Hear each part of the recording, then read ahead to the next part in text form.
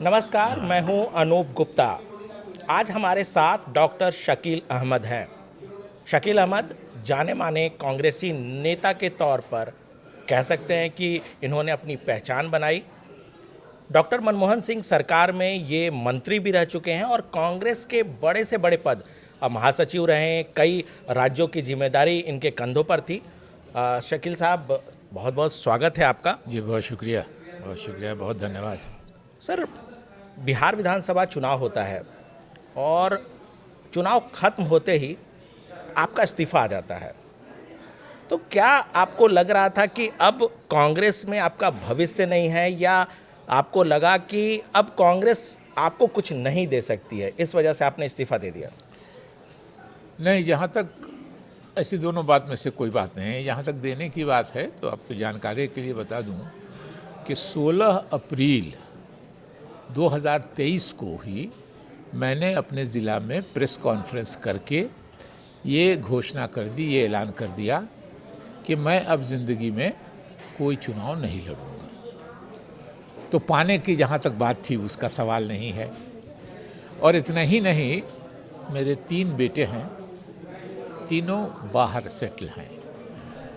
मैं चाहता था, ये बात सही है कि उनमें से कोई एक, मेरे दादा 1937 में जब पहला विधानसभा का चुनाव हुआ था तो कांग्रेस के एमएलए थे। मेरे पिता स्वर्गीय शकूर अहमद 5 बार रहे विधायक और चीफ व्हिप और डिप्टी स्पीकर बिहार के 2 बार। मैं भी 5 टर्म रहा एमएलए, एमपी, कांग्रेस का बिहार का अध्यक्ष, नेशनल जनरल सेक्रेटरी। और मैंने एक बार राहुल गांधी जी को कहा कि राहुल गांधी जी, मुझको जहां आना था मैं आ गया। महासचिव से बड़ा कांग्रेस में कोई पद नहीं है। मैंने कहा कि प्रेसिडेंट का, महासचिव के बाद प्रेसिडेंट का पोस्ट होता है तो वो आप और आपके परिवार के लिए है। उपाध्यक्ष और अध्यक्ष का पद इसलिए कि पूरे कांग्रेस को विश्वास है आपके परिवार में। तो अब यहाँ से मैंने कहा कि आप उपाध्यक्ष हैं, उस वक्त उपाध्यक्ष थे, कि आप जैसे अध्यक्ष बनिएगा ये पोस्ट एबॉलिश हो जाएगा। और वही हुआ। बिहार में अभी 3 ही लोग हैं जो फॉर्मर स्पोक्स पर्सन है। स्पोक्स पर्सन मैं तो 12 साल रहा, मगर फॉर्मर जनरल सेक्रेटरी हैं, महासचिव हैं। एक मैं हूँ, मुझसे सीनियर तारिक अनवर साहब हैं और उनसे सीनियर मीरा कुमार जी हैं। हम 3 ही लोग अभी बिहार में हैं जो भूतपूर्व महासचिव या फॉर्मर जनरल सेक्रेटरी हैं। तो और मेरे बच्चों ने भी कह दिया, मैंने ये भी ऐलान कर दिया कि मेरे बच्चे भी इंटरेस्टेड नहीं है चुनाव लड़ने के लिए। बहुत से लोग कांग्रेस में भी हैं, दुखी मन से भी हैं, इसलिए कि उनकी अगली पीढ़ी कांग्रेस में आ गई है। तो वो कहते हैं कि चलिए हम ह्यूमिलिएशन बर्दाश्त कर लेते हैं, हम नहीं कुछ बोलते हैं, लेकिन हमारे आने वाली पीढ़ी को कुछ फ़ायदा हो जाए।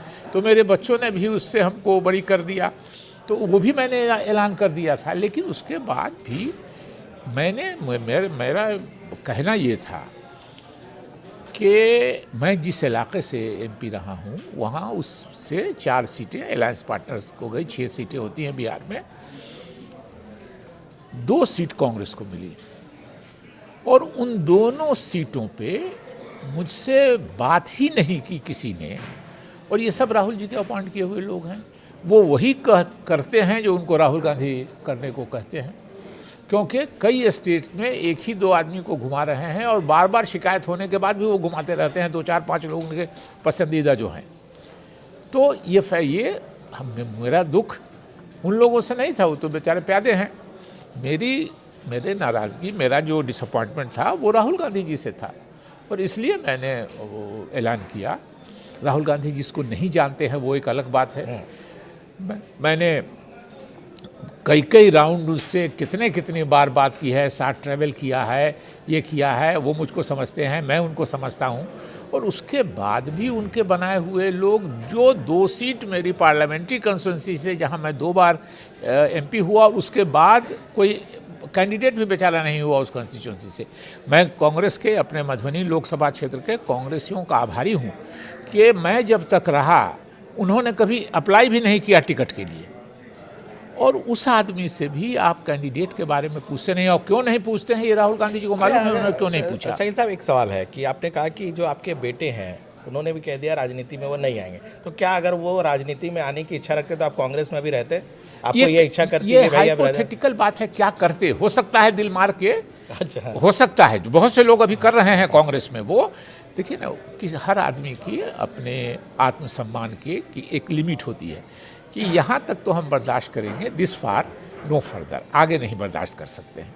मेरे साथ वो मामला आ गया और इसीलिए मैं पार्टी का विरोधी नहीं हूँ। मैंने लिखा है खड़गे जी को जो पत्र लिखा है, अध्यक्ष वही हैं, उन्हीं को लिखना है। लिखना तो राहुल गांधी जी को चाहिए, लेकिन चूंकि टेक्निकली अध्यक्ष खड़गे साहब हैं, फैसला सब राहुल जी करते हैं कि मैं दूसरी पार्टी में कभी नहीं जाऊँगा ज़िंदगी भर। मैं ज़िंदगी का मेरा आखिरी वोट जो है वो भी कांग्रेस या कांग्रेस की जो हमायती पार्टी होगी उसको मिलेगा।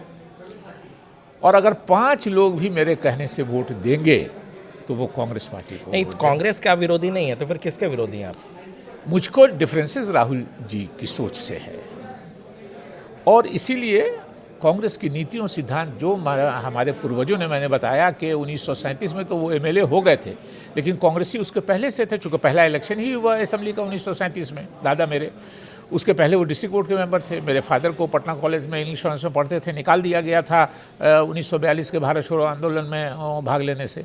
तो जो नेशनल यूनिटी की बात है, एक सब लोगों को साथ लेके चलने के बात है, जो पॉलिसीज़ एंड प्रिंसिपल और आइडियोलॉजी है कांग्रेस की, मैं बिल्कुल उसके ख़िलाफ़ नहीं हूँ। मैं बिल्कुल आज भी उसके साथ हूँ। मेरा जो वे ऑफ फंक्शनिंग है राहुल जी का, उससे मेरा मतभेद हुआ और इसीलिए हम अलग। नहीं तो थोड़ा सा और विस्तार से बताएं, क्या वजह आपको, क्या मतलब जो आपके डिफरेंसेस आपको दिखते हैं, आखिर क्या राहुल गांधी ने किया लगातार जिससे आपको लगता है कि कांग्रेस इस हालत तक पहुंच गई है, आप जैसे वरिष्ठ नेता जो हैं वो पार्टी छोड़ रहे हैं? देखिए, राहुल जी के साथ एक अजीब विडंबना है। राहुल जी कांग्रेस को मजबूत करना चाहते हैं, मजबूत कांग्रेस वो पसंद करते हैं, लेकिन मजबूत कांग्रेस ही नहीं पसंद करते हैं। उनको कमज़ोर से कमज़ोर, जो उनके अलावा किसी को नहीं जानता हो, जो टोटल उनके भरोसे पे। एक इंसिडेंट आपको बताते हैं। मेरा लालू यादव जी से कुछ मतभेद हुआ तो मैं 2019 का चुनाव इंडिपेंडेंट लड़ गया। उस वक्त 19 में मोदी जी का दोबारा जीतने का एक हवा थी कि मोदी बचाओ, एक हवा थी उनके खिलाफ की जो उसमें कांग्रेस हम लोग सब लोग थे कि मोदी हटाओ। और उस बीच से एक तीसरी लाइन निकाल के मुझको इंडिपेंडेंट में मधुबनी में 1.25 लाख से ज़्यादा वोट मिला। मैं आभारी हूँ मधुबनी के कांग्रेस जनों का कि 95% कांग्रेसियों ने मुझको वोट दिया, और जिन्होंने नहीं भी दिया उन्होंने खुल के खिलाफ नहीं किया। तो उसके थोड़ी ही दिन के बाद रिजल्ट निकला, मुझको 1,31,30,000 वोट आया। जो अलायंस के कैंडिडेट थे, जो आरजेडी, कांग्रेस और बाकी पार्टियों के अलायंस के कैंडिडेट थे, उनको सिर्फ मुझसे 8,000 वोट, 8,500 वोट ज़्यादा था। तो और ये बात फैक्ट थी कि मैं कांग्रेस के डिफरेंसेस की वजह से नहीं लड़ रहा था। लालू जी ने वो सीट नहीं छोड़ी थी, इसलिए मैं उनके ये था। रिजल्ट के शायद 1 महीने के अंदर कोई केस की तारीख थी, राहुल जी पटना गए तो किसी होटल में ये लोग रेस्तरां में डोसा खाने चले गए, डोसा वोसा खाने, चाय कॉफ़ी पीने। वहीं राहुल जी ने किसी से पूछ दिया लोगों के सामने ही कि शकील जी को कितना वोट आया। तो किसी ने कहा कि वोट तो सर बहुत आया, 1.25 लाख से ज़्यादा वोट आया। तो जैसे अपने पार्टी के आदमी को होता था कि खुशी होनी चाहिए, उनको जिसने भी देखा उसने कहा कि उनको लगा कि जैसे उनको शौक लग गया कि इतना वोट कैसे आ गया। तो ये है कि उनको कांग्रेस मजबूत चाहिए लेकिन कांग्रेसी कमज़ोर चाहिए। नहीं, लेकिन ये बड़ा अजीब सी बात आप कर रहे हैं। कांग्रेस पार्टी के बड़े नेता हैं, उनके कंधों पर सारी जिम्मेवारी है, और आप कह रहे हैं कि मजबूत कांग्रेस नेता को वो पसंद नहीं करे, तो ऐसे में तो कांग्रेस डूबती हुई जाएगी। तो जाहिर है जो हो रहा है और उसकी वजह उनको समझा दिया गया है। अब उनसे 19 साल पहले मैं एमएलए भी हो गया। राहुल गांधी जी जिस दिन अपना पहला चुनाव जीते उस दिन मैं अपना 5वां चुनाव जीता। तो अगर मैं राहुल जी को कहता हूँ कि हुजूर मैं आपकी वजह से नेता बना, तो ये सिर्फ मेरा अपमान नहीं है, ये राहुल गांधी जी का भी अपमान है। तो ये मैं कह नहीं सकता। इस तरह के लोग हैं जो इस तरह की बात बोलते हैं। मेरी मजबूरी है कि होता है, अरे आप पद पर आ गए, नेहरू गांधी परिवार के हैं, इज्जत और सम्मान है। लेकिन अगर ये आप ट्रीट कीजिएगा ऐसे कि जो कुछ आपको मिला है हमारे और हमारे परिवार की वजह से मिला है, तो हम इसको मानने को तैयार नहीं है। मैं आपको एक मिसाल देता हूँ कि नेहरू गांधी की 5 पुश्तें कांग्रेस में हैं और हम लोग बिल्कुल कहते हैं कि उन्होंने कांग्रेस को दिया है, लेकिन ये देना लेना दोनों तरफ से होता है। कांग्रेस पार्टी ने भी उनको दिया है। अगर हम ये कहें कि कांग्रेस पार्टी ने आपको कुछ नहीं दिया है, राहुल गांधी और सोनिया गांधी जी और नेहरू गांधी परिवार ने ही कांग्रेस को सब कुछ दिया है, तो ये नहीं होगा। उन्होंने भी दिया है देश को, समाज को। तो जैसे हमारे 3 पुश्तों में भी कांग्रेस ने भी मुझको दिया है, हमने भी दिया है, लेकिन आप कहिएगा कि सिर्फ मेरे परिवार की वजह से तुमको मिला। और कभी कभी लोग कह देते हैं, और मुझको हंसी आती है, कह देते हैं कि इतने बुरे समय में आपने कांग्रेस को छोड़ दिया, कांग्रेस की ज़रूरत थी, कांग्रेस कमज़ोर हो गई है। तो मैंने सोचा सही छोड़ा है कि अपमानित फील किया, इसलिए छोड़ा। लेकिन एक बात आप लोगों को याद दिला दें, इतिहास में बहुत लोग नहीं जाते हैं कि कांग्रेस अध्यक्ष 1919 में बनने के बाद भी गांधी नेहरू परिवार के सबसे प्रतिष्ठित व्यक्ति मोतीलाल नेहरू जी ने कांग्रेस छोड़ दिया था। अपनी पार्टी स्वराज पार्टी बना ली थी और CR दास जी अध्यक्ष हुए थे, मोतीलाल नेहरू जी सचिव हुए थे उसके, और डिफरेंसेस गांधी जी से क्या हुए थे कि काउंसिल की मेंबरी हो या नहीं हो। पार्टी अलग बनाई, जब वो पार्टी चली नहीं, काउंसिल के मेंबर तो हो गए ये लोग, लेकिन वो पार्टी चली नहीं, तो फिर 2023 में बना ली। 1 जनवरी 2023 को मैं ऑन रिकॉर्ड कह रहा हूँ कि मोतीलाल नेहरू जी और CR दास जी ने अलग पार्टी जिसका नाम स्वराज पार्टी था वो बनाई। वो पार्टी चली नहीं। 1925 में फिर लौट के 1923 में बनाई या 1925 में फिर लौट के चले आए। और कांग्रेस कैसी थी उस ज़माने में भी सोचिए, इतना उदारवादी थी कि 1928 में फिर मोतीलाल नेहरू जी कांग्रेस के अध्यक्ष हो गए। मोतीलाल नेहरू जी पद के लिए उस समय भी कांग्रेस को उन्होंने छोड़ा अब था। हम पद के लिए हमको कहना थोड़ा इतनी बड़ा व्यक्तित्व है, देश की आज़ादी की लड़ाई में उनका सहयोग है। उन्होंने कांग्रेस में 1885 में कांग्रेस बनी, मोतीलाल नेहरू जी ने 1888 में कांग्रेस ज्वाइन कर ली थी और होते होते होते अध्यक्ष बने। तो ये कहना स्वार्थ में, लेकिन डिफरेंसेस ऑफ ओपिनियन था गांधी जी से, और डिफरेंसेस ऑफ ओपिनियन यही था कि ये लोग कहते थे कि काउंसिल में हम अंदर से आके अंग्रेज़ों का विरोध करेंगे। गांधी जी और पूरी कांग्रेस कहती थी कि नहीं, हम लोग बाहर से पूरी तरह विरोध करेंगे। तो मोतीलाल नेहरू जैसा व्यक्ति अगर कांग्रेस छोड़ सकता है तो शकील अहमद किस चिड़िया का नाम। अच्छा सर, एक सवाल और है कि राहुल गांधी अध्यक्ष बने, फिर वो हटे, अभी मल्लिकार्जुन खड़गे अध्यक्ष हैं। चूँकि आप लंबे वक्त से कांग्रेस में आप रहे हैं, अभी आपने इस्तीफ़ा दिया है, पार्टी में आपको लगता है कि मल्लिकार्जुन खड़गे को सिर्फ नाम के लिए बना रखा, सारे फैसले राहुल गांधी ही लेते हैं? देखिए, कहा जरूर जाता है, लेकिन आपका अनुभव क्या कहता है? नहीं, बिल्कुल उसमें कहीं कोई किसी को भी है संदेह तो वो दूर कर ले। पार्टी 16 आना राहुल गांधी जी चलाते हैं। एक अंग्रेजी में कहा जाता है बैक सीट ड्राइविंग।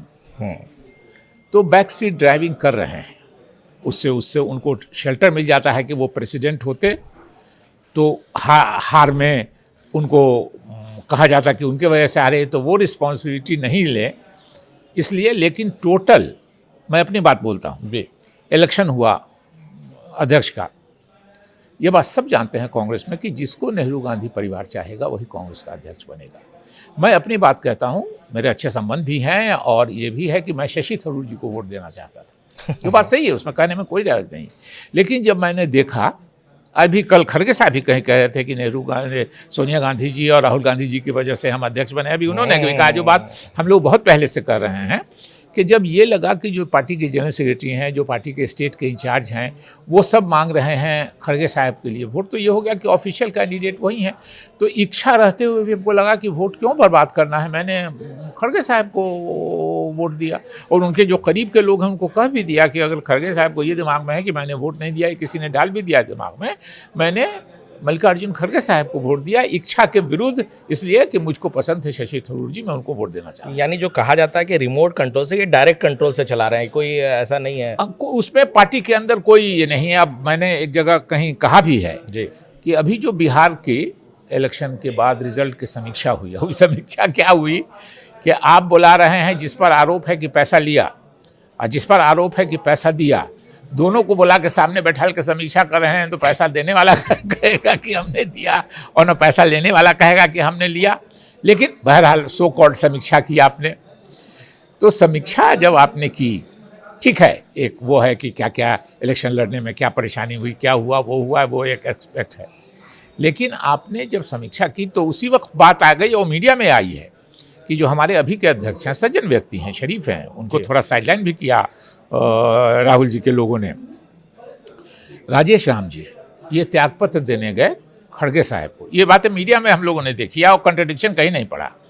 तो खड़गे साहब ने कहा राजेश राम जी को कि आप मुझको क्यों दे रहे हो, आप राहुल जी को त्यागपत्र दो। तो इसका क्या मतलब हुआ कि अगर राहुल जी स्वीकार करेंगे तो त्यागपत्र स्वीकार होगा, राहुल जी स्वीकार नहीं करेंगे तो त्यागपत्र स्वीकार नहीं होगा। तो ये बात सही है।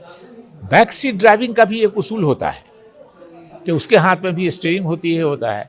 दाएं बाएं किधर मुड़ना है ये भी आजू बाजू के लोगों से पूछ के होता है। तो एक्सीडेंट उसमें बार बार होगा। नहीं, ये आजू बाजू के लोग जो आप बोल रहे हैं इसमें नहीं शकील भाई, ये क्योंकि देखिए सवाल इसलिए है क्योंकि आप खाटी कांग्रेसी नेता, मनमोहन सिंह सरकार में आप मंत्री रहे, कांग्रेस को बहुत नज़दीक से, मेरे ख्याल से राजीव गांधी से लेकर के आपने सभी की कार्यशैली को देखा है, सोनिया गांधी को आपने बहुत नज़दीक से देखा है। राहुल गांधी गलती क्या कर रहे हैं? जो उनके जो नवरत्न हैं, देखिए राहुल गांधी पर्सनली क्या कर रहे हैं वो ठीक है, लेकिन जो अपनी टीम वो बनाते हैं, आपने एक बात तो कह दी कि मजबूत कांग्रेस चाहते हैं, मजबूत नेता नहीं चाहते। तो कांग्रेसी नहीं चाहते। हाँ, कांग्रेसी नहीं चाहते। तो जो उनकी कोटरी में है अभी, वो अब अहमद पटेल, गुलाम नबी आज़ाद टाइप नेता तो अब नहीं है। अब जो नेता हैं, क्या उन्होंने खुद बनाया ऐसे कमज़ोर नेताओं के का एक झुंड बना दिया जो उन्हें गलत इनपुट दे रहा है और इस वजह से पार्टी की हालत? देखिए, आपने ठीक कहा। अहमद भाई मरहूम, अल्लाह मग़फ़िरत करे उनको, अल्लाह उनको स्वर्ग में अच्छी जगह दे, वो नहीं है। सीनियर हैं हम लोगों के गुलाम नबी आज़ाद साहब, वो अलग हो गए पार्टी से। लेकिन अगर ये भी रहते पार्टी में तो उनकी भी वही हालत होती जो शकील अहमद की हो रही है। इसलिए कि राहुल गांधी जी के साथ शायद, मतलब निगेटिविटी में भी कुछ पॉजिटिव चीज़ होती हैं, शायद उनकी अपब्रिंगिंग ऐसी है कि अपने से उम्र में बड़े लोगों के साथ उनको बैठने में झिझक महसूस होती है, जिसको उनको आप जी कहना पड़ता है। He is not comfortable with them. तो जाहिर है कि वो ऐसे लोगों को पसंद करते हैं जो जिसके साथ बैठने से राहुल जी को बॉस वाली फीलिंग आवे कि हम बॉस हैं। तो हम लोगों के साथ जाहिर है कि नहीं हो सकता है। आपके इलेक्शन से 5 इलेक्शन पहले से MP MLA हैं। आप हम जहाँ से उठ के आए हैं, जाहिर है हम लोगों का भी दादा का, पिताजी का बैकग्राउंड था। तो हम लोगों को आसानी हुई ग्राउंड लेवल पे, ज़मीन पे, डिस्ट्रिक्ट लेवल पे, ब्लॉक लेवल पे आसानी हुई। राहुल गांधी जी बड़े परिवार में हम लोगों से पैदा हुए, नेहरू गांधी ख़ानदान में, तो उनको नेशनल इंटरनेशनल लेवल पे रिकॉग्निशन मिल गया। इसमें ये सारे लोग मानने को तैयार हैं। लेकिन आप कहिएगा कि सिर्फ मेरी ही वजह से तुम सब कुछ हो, तो शायद ये बर्दाश्त करने में। सच में एक जो सवाल मैं कर रहा था कि अभी जो उनके कोटरी में लोग हैं वो अधिकतर राज्यसभा या चुनाव से जीतकर नहीं आने वाले लोग हैं।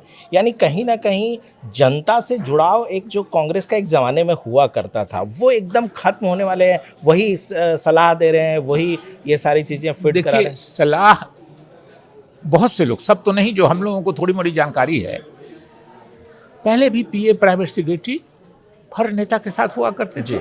हम नहीं भी कुछ हैं तभी एक आदमी काम करता है साथ में, इस मोहब्बत से इसमें। लेकिन PA प्राइवेट सेक्रेटरी लोग, जो तनख्वाह लेने वाले लोग हैं, वो पॉलिटिकल फैसला आमतौर पे कांग्रेस में करते नहीं थे। अभी कुछ लोग ऐसे हैं जिनको तनख्वाह मिलती है और वो पॉलिटिकल डिसीजन लेते हैं। तो उनकी पहली प्राथमिकता क्या है कि हमको तनख्वाह मिले हमारी, और बॉस अगर नाराज़ हो जाएंगे तो तनख्वाह नहीं देंगे। मैंने राहुल गांधी जी को ऐसी बात की है जो उनको पसंद नहीं कि आप ये नहीं कीजिए, आप ये नहीं कीजिए, ये गलत हो, इससे पार्टी को नुकसान होगा, ये होगा। जाहिर है कि मतलब वो आलोचना पसंद नहीं करते।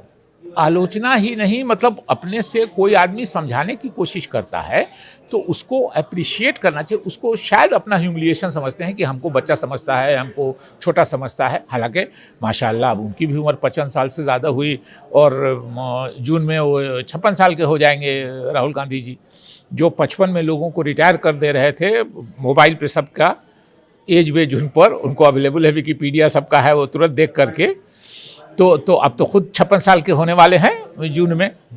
लेकिन तो बहुत से लोग अब उनके साथ बैठने के लायक बहुत से लोगों को है। जब वो आए थे 2004 में तो जाहिर है कि वो फीलिंग नहीं थी, और हम लोगों के साथ मजबूरी है। हमको लगा कि आपने ये काम गलत किया है, मुझसे ये गलती भी हुई, मैं मानता हूँ शायद कि मुझको भी हाँ में हाँ मिला के निकल जाना चाहिए। लेकिन मैं राहुल गांधी जी को बैठने पर मैं बोलता रहा कि आप ये नहीं कीजिए, आप ये नहीं कीजिए, आप ये नहीं कीजिए, तो शायद उनको ये बात अच्छी नहीं लगती थी कि मुझको, मैं नेहरू गांधी ख़ानदान का आदमी, मुझको ये सिखा रहा है कि ये नहीं कीजिए, ये नहीं कीजिए। शायद ये बात उनको अच्छी नहीं लगती ये थी। है चीज़ें। अब रियलाइज़ मैं करता हूँ कि हाँ शायद मुझको उसका भी प्राइस पे करना पड़ा। अच्छा, एक चीज़ बताइए कि राहुल गांधी एक के बाद एक, देखिए बिहार चुनाव से पहले भी उन्होंने वोट बचाओ यात्रा निकाली, संविधान बचाओ, एक बहुत बड़ी चीज़ है कि जिस तरह से वो संविधान का कॉपी लेकर के वो चलते हैं, इसको कैसे आप देखते हैं? लगता है कि सारी चीज़ें जो है वो गलत। हंसने लगा, आपने दो बिंदु टच किए जी, आपने। एक बिंदु पे आप बताइए। हमें लगता है कि आपके पास दोनों बिंदु पे मैं बताऊंगा आपको। एक आपने वोट जोड़ो यात्रा की बात की। जी, मुझको भी, मैं मुस्लिम हूँ, मुझको भी था कि बीजेपी वाले इलेक्शन कमीशन से मिलके वोट कटवा रहे हैं। मैं 2-3 मुस्लिम गांवों का नाम आपको बता सकता हूँ। औसी है हमारे यहाँ, छछुआ है हमारे बिस्ट्री में जहाँ से मैं एमएलए होता था। मैंने वहाँ मुस्लिम समाज के लोगों से पूछा कि भाई आप लोग होशियार हो ना, बीजेपी वाले इलेक्शन कमीशन से मिल के वोट कटवा रहे हैं। कहा कि एक वोट हम लोगों का नहीं कटा है। वाह, मैं आपको एक इंसिडेंट बताता हूँ आपको। राहुल जी 26 अगस्त को मधुबनी गए, तेजस्वी जी और इत्तेफाक से प्रियंका जी भी साथ थी उनकी। जी, ये लोग उसी वोट चोरी यात्रा वाले में गए। तो एज ए कांग्रेसी, मैं कांग्रेस में था, मैंने उनके आने के 2 दिन पहले 24 अगस्त को, डेट मैं बता रहा हूँ, मैंने प्रेस कॉन्फ्रेंस की इन्हीं के बारे में कि आप लोग आइए, सब आइए। बड़ी अच्छी, बड़ी लंबी चौड़ी प्रेस कॉन्फ्रेंस, बड़ा वाइडली कवर्ड वो प्रेस कॉन्फ्रेंस हुआ। लेकिन मैंने उसी में, जो मेरे ऑर्गेनाइज करते हैं प्रेस कॉन्फ्रेंस ज़िला में मेरा, उन्होंने, एक्स प्रेसिडेंट हैं, उन्होंने लिख दिया कि वहाँ के बाद राहुल जी ज़िले में जिधर से एंट्री करेंगे उधर जाएंगे, वहाँ जाएंगे।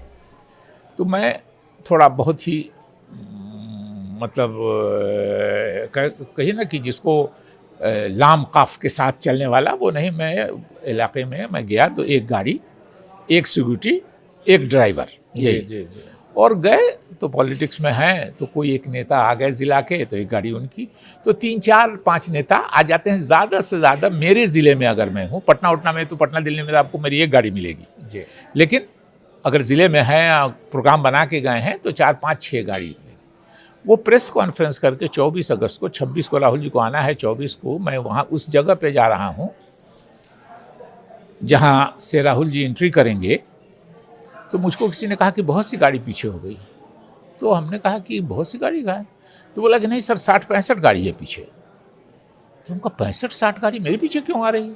तो बोला सर, ये लोग सब पार्टी के कैंडिडेट लोग हैं और इलेक्शन 1 महीने के बाद होने वाला है, तो इसलिए आपके पीछे लगा है कि कुछ मदद हो जाए, ये हो जाए, वो हो जाए। और मज़ेदार बात सुन लीजिए, मैं वहाँ जब पहुँचा तो राहुल जी के ऑफिस के लोग कुछ थे। मुझको कहा गया कि फलां जगह, मिथिला हाट एक जगह है, वो इनकार कर दिया। फिर जगह ढूंढवाने, तो उन लोग के साथ हम लोग निकले, 3-4 जगह होकर फाइनल हुआ कि एक जगह ये पसंद आ गई।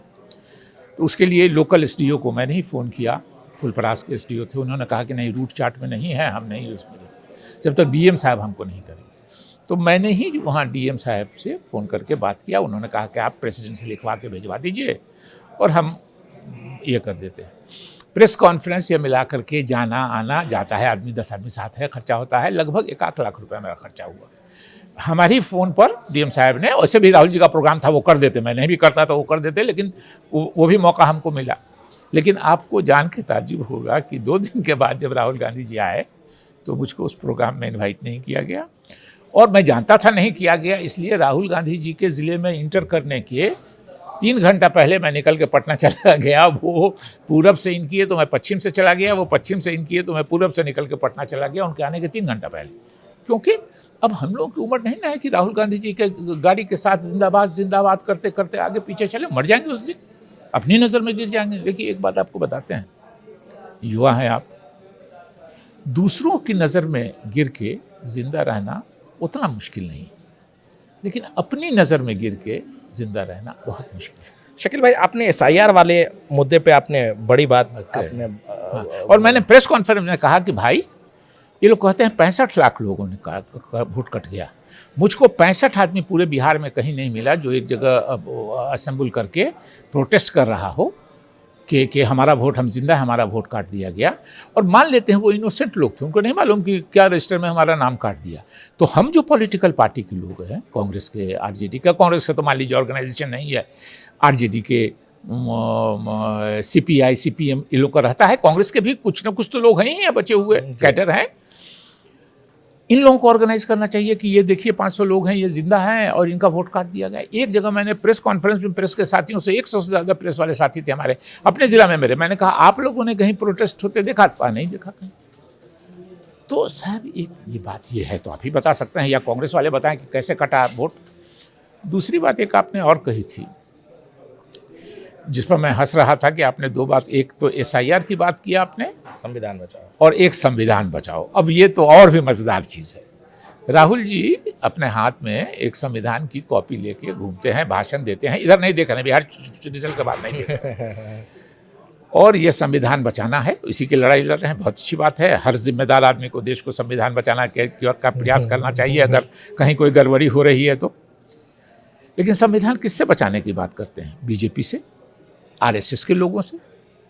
लेकिन इलेक्शन के पहले मैं आपको दिखला दूंगा, वीडियो है, इलेक्शन के एक रात पहले से लेके नॉमिनेशन के 1 महीना के बीच में 16-17 लोगों को आरएसएस और बीजेपी से बुला के कांग्रेस का टिकट दे दिया, और वीडियो है, रिकॉर्ड है। तो अब बताइए कि आप बीजेपी के लोगों के साथ, आरएसएस के लोगों के साथ, आरएसएस और बीजेपी से लड़िएगा? वो तो बिल्कुल वन साइडेड रिजल्ट हुआ बिहार का। अगर अनूप जी, अगर कंटेस्ट होता थोड़ा और 2-3-4 सीट का कंटेस्ट होगा आगे पीछे, तो जिसको हम लाए थे बीजेपी आरएसएस से, वो जीते नहीं जी, एक आध को छोड़ के शायद, वैसे जीते ही हम लोग 6 सीट तो जीते नहीं। अगर ये टसल होता तो सबसे पहले जो आरएसएस बीजेपी से आने वाले थे वो रास्ता ले लेते, जाहिर है अपने पेरेंट ऑर्गेनाइजेशन को बताते। तो आप ये मजाक बना रहे हैं लोगों को कि साहब हम आरएसएस से लड़ रहे हैं, हम बीजेपी से लड़ रहे हैं, उन्हीं के लोगों को अपनी पार्टी में ज्वाइन करके। राहुल गांधी जी के साथ वो जो वही है कि कमज़ोर, वो दूसरी पार्टी के लोगों को, अपनी पार्टी के लोगों को वैल्यू नहीं देते हैं। मजबूत है ये, दूसरी पार्टी से लोगों को लाके, अभी आप गौर कीजिएगा, मेरे जाने के बाद ज़रा सा एनालाइज कीजिएगा कि कांग्रेस में बहुत बड़े पदों पर आपको ऐसे लोग मिलेंगे जो दूसरी पार्टियों से आए हैं। उनको राहुल जी बहुत तवज्जो देते हैं। और वो क्यों तवज्जो देते हैं? इसलिए कि इसका इस पार्टी में रूट नहीं है, इसकी जड़ नहीं है इस पार्टी में, इसको जिस दिन चाहेंगे उखाड़ के फेंक देंगे। उनको पौधा लगाने से ज़्यादा दिलचस्पी है कि कब हम चाहेंगे तो इसको उखाड़ के फेंक देंगे। तो दूसरी पार्टी के लोगों को इसीलिए तरजीह देते हैं। आप देखिएगा, मेरे जाने के बाद आप जो है एनालाइज कीजिएगा कि मैं गलत बोल रहा हूँ या सही बोल रहा हूँ। तो ये इनसिक्योरिटी है या क्या है? ये क्या? बिल्कुल, मैंने राहुल गांधी, हिंदी में गलत शब्द है लेकिन हमको दूसरा शब्द और समझ में नहीं आ रहा है, डरपोक एक शब्द है, बहुत अच्छा शब्द नहीं है मगर मैं इस्तेमाल कर रहा हूँ, अंग्रेजी में थोड़ा उसके लिए अच्छा शब्द है कि राहुल जी से ज़्यादा इनसिक्योर पॉलिटिशियन मेरी नज़र से आज तक नहीं गुजरा। इनसिक्योर हिंदी में बोल दीजिए, ज़्यादा बढ़िया होगा। हाँ, वही कह रहा हूँ ना कि हिंदी का शब्द है डरपोक। अब मुझको डरपोक बोलने में ख़राब लग रहा है, जो बात सच्चाई है, इसलिए मैं अंग्रेज़ी बचाती है कुछ इज्जत, तो मैं ये कहता हूँ कि राहुल जी को हर मजबूत कांग्रेसी से उनको अपने को थ्रेटन फील करते हैं। उनको लगता है कि ये जब अलग होगा हमसे तो हो जाएगा। तो आप पूछिएगा कि भाई कांग्रेस चलेगी कैसे, मजबूत कैसे होगी, आपके दिमाग में किसी के भी बिल्कुल, दिमाग में बिल्कुल। होगा। तो उनका एक सेट गोल है कि मोदी जी से इस मुल्क के लोग जब नाराज होंगे तो मेरी तरफ आएंगे। अब जाहिर है कि अगर आज की तारीख में मैं आपसे सवाल पूछता हूं कि आज राहुल गांधी जी के चाहने से भी क्या कांग्रेस 2 नंबर पार्टी से नीचे जा सकती है इस मुल्क में? पहले हम लोग 1 नंबर पर थे, आजकल बीजेपी 1 नंबर पर है, हम लोग 2 नंबर पर आ गए हैं। लेकिन अगर राहुल गांधी जी भी चाहेंगे तो हम लोग 2 नंबर से नीचे तो नहीं जा सकते हैं।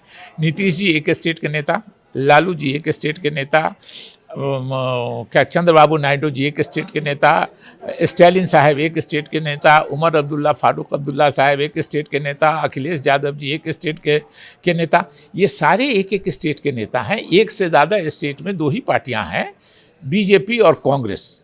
वो रेस में बोला, एक आदमी आया घर पे और बोला कि पिताजी मैं रेस में 2nd पोजीशन पे आया। तो पिता ने उसको बहुत तारीफ उरीफ की और जब तारीफ करने के बाद उससे पूछा कि बेटा रेस में आदमी कितने थे, तो बोला कि हम लोग 2 ही आदमी थे, हम लोग की हालत वही हो गई है कि 2 नंबर से तो नीचे जा नहीं सकते। तो इनकी सोच है कि अगर मोदी जी से नाराज होंगे लोग तो हमारे तरफ आएंगे, तो हम पर नजर आएगी। जाहिर है कि हम कांग्रेस के सबसे बड़े नेता हैं तो हम पर नजर आएगी, और हमारी रिफ्लेक्टेड ग्लोरी में ये जो रूटलेस लोग हम अपने आसपास जमा कर रहे हैं ये भी चमक जाएंगे। और हम अगर नहीं चमकते हैं तो ये भी डूब जाए, हमको क्या मतलब है, उससे लेना देना है। शकील साहब, मतलब आप बोल रहे हैं कि ये बैठे रहेंगे, जब मौका आएगा हाँ तो हाँ मौका हाँ, मिल बिल्कुल जाए। बिल्कुल बिल्कुल ये बिल्कुल। क्योंकि देखिए सवाल इसलिए था, लोग कहता है ना डर, भाई जिस व्यक्ति को पैदा होने के दिन से भारत सरकार के कैबिनेट मंत्री से ज्यादा सुरक्षा प्राप्त हो, उसको बाहर से क्या डर लगेगा? अंदर से डर लगता है। अंदर से डर वो है कि कोई कांग्रेसी मजबूत नहीं हो जाए, कोई को मजबूत कांग्रेसी रहेगा तो इसको हम हटाएंगे तो नुकसान हो जाएगा। अच्छा, एक चीज़ बताइए कि चाहे वो संविधान बचाव हो या फिर एसआईआर का मसला उठाना हो, जब आप कह रहे हैं कि इसमें कुछ है ही नहीं, तो फिर राहुल गांधी ये सब उठा के सिर्फ चर्चा में बने रहने के लिए ये सब उठाते हैं, या क्या आपको लगता है कि किस लिए? नहीं, मेरे ख्याल में उनके आसपास जो लोग हैं उसमें से कुछ लोग हैं जो मैंने कहा कि तनख्वाह लेने वाले लोग कांग्रेस में या दूसरी पॉलिटिकल पार्टी में भी हमको नज़र नहीं आता है कि ये प्राइवेट सेक्रेटरी होते थे, लेकिन तनख्वाह लेने वाले लोग पॉलिटिकल डिसीजन ले रहे हों तो उनको पॉलिटिकल डिसीजन तो काम में लगा रखना है राहुल गांधी जी को। तो ऐसा मुद्दा दे दीजिए जो ज़मीन पर, आप बताइए ना कि जो मैं बोल रहा हूँ, मैं कांग्रेसी हूँ, मैं राहुल गांधी जी का बहीखा हूँ, मैं दुश्मन नहीं हूँ उनका, मैं नाउमीद हूँ, उनसे निराश हूँ, मेरा मन टूटा है, इसमें कहीं कोई बात नहीं है। और मैंने खड़गे जी को जो चिट्ठी लिखी है उसी में मैंने लिखा है कि मैं दुखी मन से पार्टी की सदस्यता से त्यागपत्र दे रहा हूँ। और मेरे जैसे आदमी को जो 3 साल पहले कह दिया है कि हम इलेक्शन नहीं लड़ेंगे कभी ज़िंदगी में, एमपी एमएलए मंत्री नहीं बनना है, जिसको बेटों बच्चों की लालच नहीं है, मेरी मर्जी के खिलाफ मेरे बच्चों ने कह दिया कि नहीं हम लोग को पॉलिटिक्स से इंटरेस्टेड नहीं है, हम नहीं लड़ेंगे, और उसके बाद उसको भी ये दुखी मन से, तो मैं राहुल गांधी जी का विरोधी नहीं हूँ बिल्कुल। ये मेरा मन दुखा है कि कांग्रेस की जो स्थिति हो गई है, और लालच भी मुझको नहीं है, मैं कहीं नहीं जाऊंगा कहीं कुछ इसके। मैं आपको बताऊं कि नीतीश जी ने बगैर हमसे बात किए हुए जी जी जी राज्यसभा भेजने के लिए प्रेस कॉन्फ्रेंस करा। मैंने भी वो खबर अखबार में पढ़ी। सोनिया गांधी जी से मैं पूछने गया, उन्होंने पहले कहा कि मुझको शकील 4 दिन सोचने का समय दो, और 4 दिन के बाद मैं जब फिर उनसे मिलने गया तो उन्होंने कहा शकील छोड़ दो। जाहिर है कि उनके भी अपने रीजंस थे। मैं सोनिया जी का बहुत आदर और सम्मान करता हूँ। इस देश की सभ्यता संस्कृति को जो सोनिया गांधी जी ने समझा है और अपनाया है, मुझको उसकी मिसाल दूसरी नहीं मिली। सोनिया गांधी जी, आपको बताऊं मैं कि आपसे एक लफ्ज अंग्रेजी में बात नहीं करेंगी। अब वही अंग्रेजी वाली बात कर रहा हूँ, जब तक आप अंग्रेजी नहीं बोलिए। अच्छा शकील भाई, एक बात है कि राहुल गांधी को अक्सर देखते थे कि बड़े नेता हैं, और जैसा आप कहा नंबर 2 पार्टी के वो बड़े नेता के तौर पर है, लेकिन हम देखते हैं कि कहीं ना कहीं कई बार वो ऐसा बयान दे डालते हैं जो वायरल हो जाता है, उनकी मीनिंग अलग निकाल ली जाती है, उस पर आप क्या कहें? देखिए, वो हमारे विरोधियों की बदमाशी है। देखिए, होता क्या है, मैं बताता हूँ। हम लोग 90% हैं। मैं बिहारी हूँ, हिंदी में सोचता हूँ, हिंदी भाषा भाषी से हूँ, इलाके से। तो हिंदी में सोचता हूँ, बहुत अंग्रेजी कटर मटर जानता हूँ, तो अंग्रेजी में ट्रांसलेट करने में गलती हो जाती है। जी। तो कोई मेरे मुंह पर तो लगाए हुआ नहीं है टीवी, और मैं राहुल गांधी तो हूँ नहीं है, तो गलती हो गई। कितने लोग यहाँ भारत के लोग समझने वाले हैं अंग्रेजी, तो बहुत परसेंटेज नहीं समझते, उतना नहीं बनता है। राहुल गांधी जी मेरे ख्याल में एकाक नहीं, आधा % देश के लोगों में होंगे, मेरी समझ जो है, कि वो अंग्रेजी में सोचते हैं, उसको हिंदी में ट्रांसलेट करते हैं, और हिंदी उनकी अच्छी नहीं है। मैंने उनकी स्पीच बहुत लिखवा करके और उनके साथ घूम करके स्पीच उनको दे करके ये करके देखा, उनकी हिंदी की समस्या है। तो हिंदी ट्रांसलेशन में जैसे हम लोगों से अंग्रेजी ट्रांसलेशन में गलती हो जाती है, वैसे राहुल जी से हिंदी ट्रांसलेशन में गलती हो जाती है। जैसे बोल दिया कहीं एक जगह कि आटा 20 रुपये लीटर है, इस तरह की कोई बात, तो जाहिर है कि वो उनकी इंटेंशन नहीं है, इतना वो नहीं है कि नहीं जानते हैं कि आटा कैसे है क्या है, लेकिन ट्रांसलेट करने में उनसे गलती हो गई। और आप लोग पूरा कैमरा लेके बैठे हुए हैं, कुछ मुंह से निकला नहीं कि उसको पूरे हिंदुस्तान में आप लोग उसको वायरल कर देते हैं। मीडिया वाले हमारे जो लोग हैं, उनको एक मसाला मिल जाता है। तो राहुल जी की एक तो कमज़ोरी उनकी कि वो मजबूत कांग्रेसियों को नहीं पसंद करते हैं, एक वो है। और दूसरी बड़ी कमज़ोरी, मैं पहले दिन से कह रहा हूँ, मेरे जितने दोस्त हैं मिलने वाले, जिनके साथ मैं बैठ कर खुल के बात करता हूँ, मैं कहता हूँ कि हिंदी जो उनकी है वो सबसे बड़ी कमज़ोरी है उनकी, और उसी के वजह से उनकी इमेज आप लोगों ने वो बना दी है। राहुल गांधी जी उस मामले में बहुत सीरियस पॉलिटिशियन है। मैं आपको बताता हूं, एक बार मैंने ऐसे ही बात में कह दिया, डिस्ट्रिक्ट प्रेसिडेंट की कुछ बात हो रही थी, कुछ इंसिडेंट बता के मैंने ऐसे ही बात में कह दिया कि राहुल जी पिछले 15 साल से फलां साहब, विश्वनाथ प्रताप सिंह जी की बात हो रही थी कि वो चाहते थे इलाहाबाद का डिस्ट्रिक्ट प्रेसिडेंट का हो, एक इशू था। और वो चाहते थे, तो इतने बड़े नेता थे, कोई गलत नहीं चाहते थे। पिछले 10-12 साल से मैं जिसको चाहता हूँ, मेरे डिस्ट्रिक्ट में वही प्रेसिडेंट हो रहा है। गलती से मेरे मुंह से निकल गया, और अब मैं रियलाइज़ करता हूँ कि उस दिन से फिर मेरी पसंद का कोई डिस्ट्रिक्ट प्रेसिडेंट मेरे ज़िला मधुबनी में नहीं हुआ। मुझको लगता है कि मैंने अपने कुछ साथियों का गला काट लिया राहुल जी को ये बोल करके कि पिछले 10-12 साल से मैं जिसको चाह रहा हूँ वही मेरे ज़िला का प्रेसिडेंट हो। तो राहुल जी को कोई अगर इधर उधर कहता है, वो बहुत सीरियस हैं। जिस गोल पर वो हैं कि मजबूत कांग्रेसी को नहीं रहना, तो कैसे कमजोर करेंगे, तो वहां से काटेंगे। अच्छा, एक बात और है कि आप कह रहे थे कि जो इंग्लिश बोलने वाले जो नेता हैं वो भी बहुत करीब होते हैं, क्योंकि देखिए शशि थरूर साहब कई बार वो बीजेपी नेताओं की तारीफ कर देते हैं, नीतियों की तारीफ करते हैं, लेकिन अभी भी राहुल गांधी के नज़दीक ही हैं। देखिए, दो तरह के लोग हैं जी। एक जो सिंपल अंग्रेजी में कम्युनिकेट करते हैं, एक जो करिश्मेटिक हैं जी, जिनको आकर्षण है, जिनमें शशि थरूर हैं, चिदम्बरम साहब हैं जी, हमारा नौजवान सचिन पायलट है। तो ये लोग आकर्षण वाले, तो वो दोनों तो साइडलाइन होने के रास्ते में है, लगता है। शायद मेरे बोलने उलने से कुछ फर्क पड़े, रिटर्न हो उनका। मैं चाहता हूं कि कांग्रेस के साइडलाइन होने के कगार पे हैं शशि थरूर और चिदम्बरम साहब। इन लोगों के बारे में तो हाँ, धीरे धीरे हो रहा है। मैं समझता हूं, एक बात आपको कह रहा हूं, शायद ये अजीब लगे, लेकिन मैं समझता हूं कि सचिन पायलट जी का भी तभी तक ये है जब तक कि अशोक गहलोत साहब एक फोर्स है वहां। अच्छा, जब तक राजस्थान में अशोक गहलोत साहब एक फोर्स हैं, तो हमको लगता है कि तब तक सचिन पायलट जी का भी चलेगा, क्योंकि करिश्मेटिक, सचिन भी करिश्मेटिक है, करिश्मा वाले लोग हैं। राजेश पायलट जी के बेटे हैं, पढ़े लिखे हैं, आर्टिकुलेट हैं, लोगों को अट्रैक्ट करते हैं अपने तरफ। बैलेंस करने के लिए थोड़ा सा अभी रखे हुए। अच्छा शकील साहब, अगर आपसे बातचीत कर रहे हैं और मुस्लिम पॉलिटिक्स को लेकर के अगर हम ना बात करें, देखिए कांग्रेस पार्टी मुसलमानों की एक पार्टी मानी जाती थी। मुस्लिम वोट अमूमन कह सकते हैं आमतौर पर कांग्रेस पार्टी और कांग्रेसियों को मिला करता था। क्या लगता है कि अभी के समय पर मुसलमानों का मोह भंग हुआ है कांग्रेस से? देखिए, कांग्रेस को वोट देने वाले मुसलमान परमानेंट वोट नहीं देते थे, ज़्यादातर वक्त पे देते थे। मैं आपको 89-90 की बात बताता हूँ, मैंने लिखा भी है कहीं कि मुसलमानों की ऐसी नाराज़गी हो गई 89-90 में कांग्रेस से कि 1985 में कांग्रेस पार्टी से बिहार की असेंबली में अभी 6 एमएलए हैं, हम लोग 27 मुस्लिम एमएलए थे। लेकिन 89 में इतनी नाराज़गी कांग्रेस से मुसलमानों की हुई कि उस 27 में से 24 हार गए।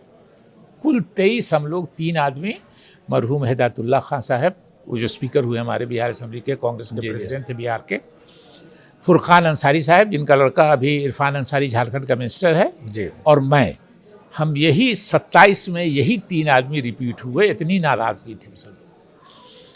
हमारे बिस्फी का एक गाँव है, गाँव का नाम नहीं लूँगा, फारूक अब्दुल्ला साहब चीफ मिनिस्टर थे, जम्मू कश्मीर के सिटिंग चीफ मिनिस्टर जी। वो चले आए बगैर अनअनाउंस, कैंडिडेट एमपी के मुस्लिम थे, उनको बुला के ले आए। तो फारूक अब्दुल्ला साहब को कहीं भाषण नहीं होने दिया, इसलिए कि मुसलमान इतना नाराज़ थे। आज की तारीख में ये बात सही है कि सारे हिंदुस्तान के मुसलमान चाहते हैं कि कांग्रेस जीते। उसमें ओवैसी साहब कभी कभी कहीं कहीं फैक्टर हो जाते हैं, लेकिन चूंकि बीजेपी से कांग्रेस लड़ती है नेशनल लेवल पर, इसीलिए मैं कह रहा था कि राहुल गांधी जी चाहेंगे भी तो कांग्रेस 2 नंबर से नीचे नहीं जा सकती है। तो चूंकि बीजेपी के अगेंस्ट में, बीजेपी को क्यों खिलाफ है मुस्लिम, कि बीजेपी हमारे बारे में खिलाफ बोल के हिंदू समाज को वरगला के वोट लेती है। ये सीधा सीधा उनका सीधे सीधे पॉलिटिक्स है, 2-2-4 वाली। तो जाहिर है कि हम मेरे खिलाफ बुरा भला बोल के कहिएगा तो आप एक बात बताते हैं, पॉलिटिक्स में हमेशा याद रखिएगा कि आप किसी के फेवर में पॉलिटिक्स में कुछ बात करते हैं तो आप यकीन कर भी सकते हैं, नहीं भी कर सकते हैं कि तो वोट के लालच में बोल रहा है। लेकिन अगर खिलाफ में बोलिएगा किसी के तो ये नहीं कहेगा कि वोट के लालच में बोल रहा है, समझिएगा कि ये दिल से मेरे खिलाफ है। तो चूंकि बीजेपी मुसलमानों के खिलाफ बोल करके हिंदू समाज को वरगला के उसका वोट लेती है, और कांग्रेस नेशनल लेवल पे बीजेपी को अपोज करती है हर जगह। हिमाचल में कांग्रेस और बीजेपी, मध्य प्रदेश में कांग्रेस और बीजेपी, राजस्थान में कांग्रेस और बीजेपी। तो आज की तारीख में मुस्लिम चाहता है कि बीजेपी हारे। हमको बुरा भला कहने वाला, हमको पॉलिटिक्स करने वाला बलि का बकरा बना के ये मुसलमान चाहता है कि बीजेपी हारे। तो बीजेपी हारे तो उसको कौन हराएगा? हो सकता है मेरी बात को भी कुछ मुस्लिम समाज के लोगों को लगे कि कहीं ये बीजेपी के फेवर में, नहीं, ऐसा नहीं है। मैं बिल्कुल कांग्रेस के इसमें है, लेकिन चूंकि राहुल गांधी जी से है इसलिए कि कांग्रेस के सबसे बड़े चेहरा हैं। आज प्रियंका गांधी जी हो जाएं तो उनसे हो जाएगी, सोनिया गांधी जब थी तो उनसे अफेक्शन था, इसलिए कि हम बीजेपी के खिलाफ। सवाल इसलिए उठता है क्योंकि एक ज़माना होता था जब कांग्रेस पार्टी के शीर्ष नेतृत्व में बहुत सारे मुस्लिम नेता हुआ करते थे। आप थे, गुलाम नबी आज़ाद, अहमद पटेल, ये बहुत बड़े बड़े नेता। लेकिन आज शकील भाई दिखता नहीं है कोई बड़ा नेता जो मुस्लिमों को रिप्रेजेंट करने वाला। वो जान के कांग्रेस ने किया है, और वो उनकी एक स्ट्रेटजी, उसमें किसी को इतराज़ नहीं होना चाहिए। उनको लगता है कि अगर मुसलमान मेरे साथ में रहा, मेरे साथ फोटो आ गया, बगल में रहा, तो बीजेपी वाले उसको ट्विस्ट करके हमको प्रो मुस्लिम साबित करेंगे, इसलिए थोड़ा जानबूझ के बचते हैं। हम लोग उनको बेनिफिट ऑफ डाउट इसका देते हैं। और ये अगर उर्दू में एक बात कही जाती है, हिकमत अमली ये है कि आप को दिल में कुछ है मगर मजबूरी में आप कभी कुछ ये कर रहे हैं मजबूर होके, तो ये हिकमत अमली है कि उन्होंने मुसलमानों को अपने पास से हटाया है कि फ़ोटो फ्रेम में मुसलमान नहीं हो, क्योंकि बीजेपी वाले उसका गलत इस्तेमाल नहीं। लेकिन ये तो बड़ी भ्रम की स्थिति वाली बात ये होता है पॉलिटिक्स में, ये होता है पॉलिटिक्स में। अब बताइए, अभी राहुल जी कुछ दिनों से पिछड़ों की बात कर रहे हैं जी। आप 6 महीना साल भर पहले तक ये कहलाते थे पीसीसी में, एआईसीसी में, कि राहुल गांधी जी जनेऊधारी शिव भक्त ब्राह्मण हैं जी। आप लोगों को भी याद हो? हाँ हाँ बिल्कुल। और पिछले 6-7 महीने से पिछड़ा, अति पिछड़ा, आदिवासी, दलित, ठीक है, अच्छी बात है, ये मार्जिनलाइज सेक्शन है, इनको सहारा दे के आना चाहिए। लेकिन रातों रात ये क्यों याद आ गए? और लोग मार्क करते हैं। आप पॉलिटिक्स में हैं, ऊंची जगह पर है, तो आप जितने ऊंची जगह पर रहिएगा, नीचे के लोग उतना ज़्यादा आपको, इतनी ज़्यादा संख्या में लोग देखेंगे। सीताराम केसरी जी पिछड़े थे, हमारे कांग्रेस के प्रेसिडेंट थे। मैं पहली बार उन्हीं की अध्यक्षता में पार्लियामेंट का मेंबर बना। उनकी आपने हम लोग कहते हैं कि जयंती और पुण्यतिथि बड़े नेताओं की मनाते हैं।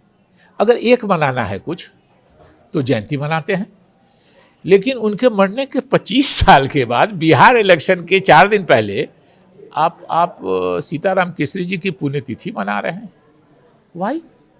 ये बिहार के पिछड़ों को समझ में नहीं आता है कि आप सिर्फ उनको मैसेजिंग के लिए सीताराम केसरी जी के 25 साल उनकी मृत्यु के बाद पहली बार आप उनकी पुण्यतिथि मना रहे हैं, इसलिए कि बिहार असेंबली का इलेक्शन आ गया। राहुल गांधी को समझ नहीं आ रहा है कि हम उनको किस मुद्दे पे टिके। ये सब है कि एक मुद्दे पे स्टैंड करना चाहिए। और बिहार का रिजल्ट जिस दिन से निकला है, आप लोग मीडिया में आप लोग ज़्यादा हमसे जानते हैं, बिहार के रिजल्ट के बाद मैंने राहुल जी को किसी भाषण में फिर पिछड़ा, दलित, आदिवासी जिस तरह वो बोलते थे उस तरह नहीं बोलते देखा।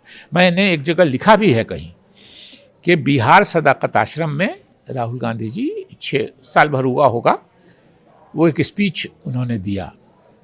एक से मिले, मैं नहीं था वहाँ, एक से मिले ब्राह्मण ने मुझको फ़ोन किया बातचीत करते करते, कहा कि सर हम लोग कहाँ जाएं?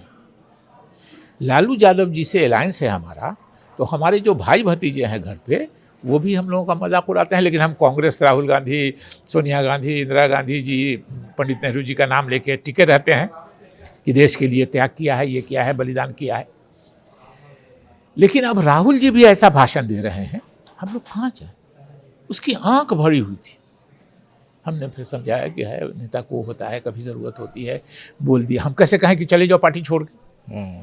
तो लेकिन ये सोचना चाहिए, जब आप इतने बड़े पद पर आए हैं तो आपको सोचना चाहिए। आप किसी के, मैं बार बार कह रहा हूँ कि पॉलिटिशियन हैं, किसी के फेवर में बोलिएगा, वो समझेगा कि हमको वोट लेने के लिए बोल रहा है, लेकिन अगेंस्ट में बोलिएगा किसी के, तो वो ये नहीं समझेगा कि वोट लेने के लिए, वो सचमुच आपको अपना दुश्मन समझेगा। अच्छा, एक सवाल अधूरा रहेगा क्योंकि राहुल गांधी पे बात हो रही है। सोनिया गांधी, प्रियंका गांधी, राहुल गांधी, ये सोनिया गांधी के साथ आपने काम किया है, राहुल गांधी के साथ आपने काम किया है। इन दोनों की कार्यशैली में आपने पहले बताया कि सोनिया गांधी बहुत शार्प पॉलिटिशियन रही हैं। क्या सोनिया गांधी इस बात को नहीं जानती हैं कि राहुल गांधी इस तरह की पॉलिटिक्स कर रही हैं? जब सोनिया गांधी इतनी नहीं, वो बहुत जानती हैं, लेकिन हर चीज़ का वक्त होता है। देखिए, सोनिया गांधी जी के काम करने की शैली और राहुल गांधी जी के काम करने की शैली में मोटा मोटी मैं एक लाइन में बता देता हूँ आपको, 2-3 एक आध मिनट लगेगा।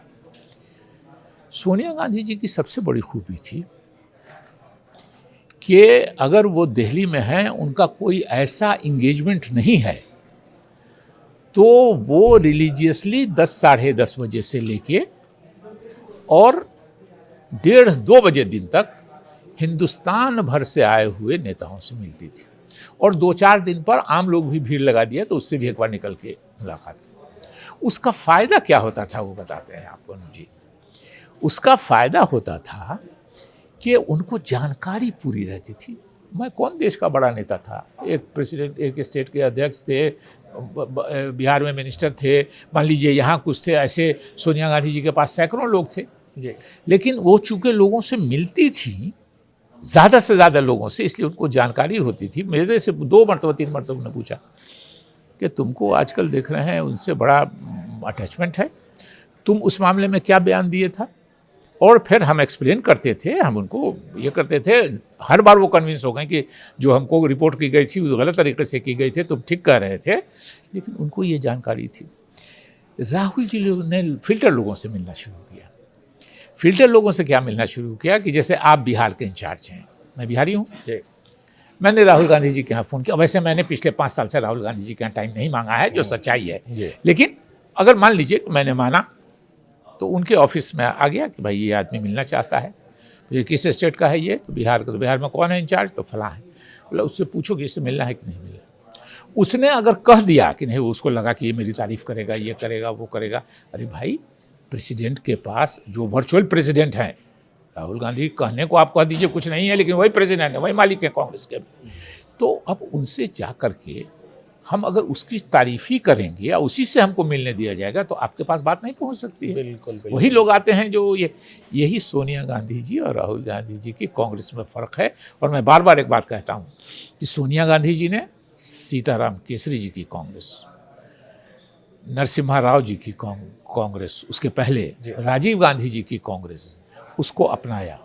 लेकिन दुर्भाग्य है कि राहुल गांधी जी सोनिया गांधी जी की कांग्रेस को भी अपना नहीं सके। उनकी कांग्रेस पर के भी लोगों पर उनको शक होने लगा। सर एक सवाल है कि सोनिया गांधी, जो मेरा पहला सवाल था कि सोनिया गांधी क्या नहीं समझ रही हैं कि राहुल गांधी कांग्रेस को इस हालत तक पहुंचा दिया है उन्होंने? देखिए, वो नहीं समझती हैं। सोनिया गांधी जी पॉलिटिकली बहुत ही मैच्योर, और जिस तरह उन्होंने, मैं बार बार कहता हूँ, मैं उनका इतना बड़ा फ़ैन हूँ, उनकी हिंदी का फ़ैन हूँ। आपको तो आश्चर्य लगेगा, बहुत से लोगों को नहीं जानकारी है, मुझको भी नहीं थी, जो 99 से पहले मुझको भी जानकारी नहीं थी, कि उनकी सारी स्पीचेस हिंदी में लिखी होती है सोनिया गांधी जी की। सोनिया गांधी जी एक लफ्ज़ नहीं बोलेंगी आपसे अंग्रेज़ी में जब तक मिलने वाला उनसे अंग्रेज़ी नहीं बोलने लगे। तो और भारतीय सभ्यता संस्कृति, एक इंसिडेंट बता दीजिए कि जिसमें ऐसा लगा हो कि इनका जो आचरण है वो भारतीय सभ्यता संस्कृति के खिलाफ है। ये 23 साल की उम्र में वो आई यहाँ। अंग्रेज़ी भी उनकी पहली लैंग्वेज नहीं है, इटालियन पहली लैंग्वेज। अंग्रेज़ी पढ़ने ही गई थी वहाँ वो, और हिंदी तो और। उनकी सारी स्पीच हिंदी में लिखी होती है। और जो समेटा उन्होंने कांग्रेस को, कांग्रेस कहाँ थी? कांग्रेस देश की सत्ता में आ गई। सर एक सवाल है कि बीजेपी लगातार, बीजेपी को सफलता मिल रही है। अलायंस की अगर हम बात करें तो बीजेपी जब भी किसी स्टेट में अलायंस करती है तो हम देखते हैं कि बीजेपी मजबूत होती है, लेकिन कांग्रेस अगर किसी स्टेट में किसी पार्टी से अलायंस करती है तो कांग्रेस कमज़ोर हो जाती है, कांग्रेस ख़त्म की तरफ चली जाती है। नहीं, देखिए, मैंने बार बार कहा कि अलायंस कौन करता है? जिसको लगता है कि हम अपने बलबूते पे नहीं सफलता प्राप्त कर सकते हैं, इसलिए अलायंस करती है। और मैं इस बात से आपके सहमत नहीं हूँ कि बीजेपी मजबूत होती है। नीतीश कुमार जी के साथ बीजेपी लगभग 30 सालों से है, और आज की तारीख में भी बिहार में नीतीश कुमार जी ने बीजेपी को, नीतीश कुमार जी ने जो काम किया, ऐसा एस्ट्यूट पॉलिटिशियन, मैं बड़ा उनका नेशनल लेवल पे, मैं ईमानदारी की बात है कि सोनिया गांधी जी का प्रशंसक हूँ अभी के पॉलिटिक्स में, और स्टेट लेवल पे मैं प्रशंसक हूँ नीतीश कुमार जी का। इसमें कहने में कोई ये नहीं। और अगर नीतीश कुमार जी खराब थे तो कांग्रेस वालों ने, हम लोगों ने उनको 3 बार चीफ मिनिस्टर क्यों बना दिया? ऐसा तो बिजली का बटन नहीं है कि हमारे साथ आ गए तो अच्छे हो गए, हमारे खिलाफ चले गए तो खराब हो गए। नहीं, एक बात बताइए, लालू यादव सीनियर हैं, नीतीश कुमार के बारे में कहा जाता है कि उनके जूनियर पार्टनर रहे हैं। दोनों नेताओं के राजनीतिक जो पॉलिटिकल स्टाइल है उस पर आप कितना अंतर, कौन ज़्यादा शार्प दिखता है? स्टाइल से ज़्यादा आपको दूसरी बात मैं बताता हूँ। जी। लालू यादव जी और स्वर्गीय रामविलास पासवान जी बहुत अच्छे थे, बहुत है, चिराग से भी हम लोगों का अच्छा ये है। ये लोग कांग्रेस से लड़के नेता हुए थे, कि इन लोगों का आरोप था कांग्रेस पर कि आप लोग सिर्फ अपर कास्ट की बात करते हैं, अपर कास्ट के वेलविशर हैं, सारे सेंटर में पॉलिटिक्स में आपके अपर कास्ट है। ये लालू जी और रामविलास जी कांग्रेस से लड़के नेता हुए, लेकिन नीतीश कुमार जी लालू यादव जी से लड़के नेता हुए कि आप सिर्फ ज़्यादा बात करते हैं आप, और वो अति पिछड़ों को लेके चले आए। कांग्रेस कमज़ोर हो गई थी, बिहार पॉलिटिक्स समझिए, कांग्रेस कमज़ोर हो गई थी तो अपर कास्ट अलग हो गए थे। तो नीतीश जी से, लालू जी से अलग हुए अति पिछड़ों को लेके नीतीश जी, और कांग्रेस से अपर कास्ट को लेके अलग हुए बीजेपी, और दोनों ने मिलकर जो फॉर्मिडेबल फोर्स बनाया, और उसमें सोने पर सुहागा चिराग पासवान जी को रेलवे मंत्रालय के लिए हम ही लोगों ने भेज दिया धक्का देके, रामविलास पासवान जी को, चिराग पासवान जी के पिता को एनडीए की तरफ। तो आप कह रहे हैं कि नीतीश कुमार ज़्यादा शार्प पॉलिटिशियन है लालू यादव से? हाँ बिल्कुल, उसमें कहीं को लालू यादव जी ने अपना एक उनकी स्टाइल है, थोड़ा ह्यूमर क्रिएट करते हैं, थोड़ा बोलने का अपना ये है। लेकिन एक ज़माना था, नीतीश कुमार जी ने पूंजी जो बनाई वो बरकरार रखा है, बल्कि उसको बढ़ाया है। एक ज़माना था अनूप जी कि बिहार के 85% वोटर्स लालू यादव के साथ थे। इंटायर बैकवर्ड, इंटायर दलित, इंटायर मुस्लिम, सिर्फ अपर कास्ट एक तरह से आइसोलेट हो गए। जी जी। और आज की तारीख है कि वो सारे वोटर यादव और मुस्लिम ये बच गए हैं उधर, बाकी सब अलग हो गए। तो आप सोच सकते हैं, अति पिछड़ा अलग हो गया आपसे, लालू जी के साथ आज अति पीछे चले जाएं तो बिल्कुल वो फिर सरकार बन जाएगी, उनके अपने बलबूते पे बन जाएगी। सर, इस चुनाव में प्रशांत किशोर भी अपनी पार्टी बनाकर चुनावी मैदान में थे और बहुत बड़ी बड़ी बातें इस चुनाव से पहले प्रशांत किशोर की तरफ से कही जा रही थी, लेकिन जो हश्र हुआ चुनावी परिणाम के बाद, कैसे देख रहे हैं आप? देखिए, छोटा मुंह बड़ी बात अपने को, अब तो रिजल्ट निकल गया, लोग दावा करेंगे। एक पीटीआई के जर्नलिस्ट हुआ करते हैं, अब तो पीटीआई से रिटायर कर गए, नाम नहीं हाँ। जी। उनसे मेरी बात होती थी, मेरे अच्छे मित्र हैं। हाँ। वो मुझसे पूछते थे, मैं कहता था प्रशांत किशोर जी को एक सीट नहीं होगी, तो उनको बड़ा ताज्जुब की बड़ी भीड़ मैंने भी बाद में कहा उनको कि भाई इधर इलेक्शन जैसे जैसे करीब आ रहा है, प्रशांत किशोर जी की मीटिंग में भीड़ बढ़ रही है, लेकिन मैं कहता था कि उनको एक सीट नहीं होगी। जी जी। मैं उसकी वजह बताता था कि देखिए, बिहार है कास्ट ओरिएंटेड स्टेट, सबका कास्ट मालूम है कि लालू यादव जी के अलायंस को मुस्लिम यादव देगा, नीतीश जी के अलायंस को अपर कास्ट देगा, बीजेपी का अलायंस है दलित समाज का जो मेन सबसे ज़्यादा संख्या वाला, सबसे मिलिटेंट, सबसे वोकल जो समाज है वो चिराग पासवान जी की वजह से देगा, 7-7.5% वोट का होता है, वो देगा उस अलायंस को। प्रशांत किशोर जी बेचारे को कौन वोट देगा? अपना तो कोई बेस नहीं है, जिस समाज से वो आते हैं वो ब्राह्मण समाज के आते हैं। ब्राह्मण समाज के 90% लोग कहाँ हैं आपको हमको सबको मालूम है। इसलिए जिस दिन रिजल्ट हुआ, हम कहते थे उनको एक सीट नहीं होगी, वो हमारे पीटीआई के जो पुराने मित्र थे उन्होंने मुझको मैसेज किया, मेरे इसमें भी है कि sir you were bang on target.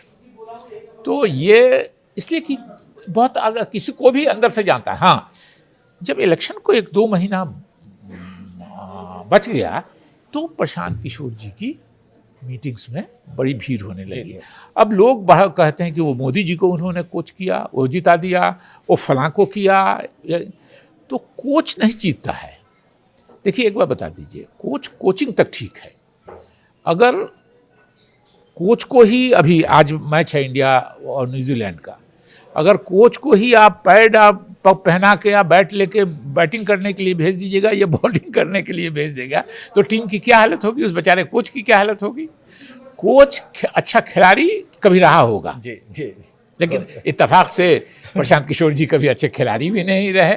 ये कहते रहे कि हम अच्छी कोचिंग करते हैं, मोदी जी को जिता दिया, फलां को जिता दिया, फलां को जिता दिया, ये बात समझ में आती है। लेकिन पहलवान को अखाड़े के बाहर से दाव बताने वाला अगर खुद पहलवानी करने लगे तो क्या हालत होगी उसकी, ये आप समझ लीजिए जो प्रशांत किशोर जी बेचारे की हुई है। शकील साहब, आपने बहुत बड़ी बड़ी बातें कही, राहुल गांधी को लेकर बड़ी बात कही, कांग्रेस को लेकर आपने कही। आपने न्यूज़ 18 के लिए समय निकाला, आपका बहुत बहुत धन्यवाद। जी बहुत शुक्रिया, बहुत धन्यवाद बुलाने के लिए, यहाँ अपनी बातें कहने का मौका देने के लिए। धन्यवाद सर।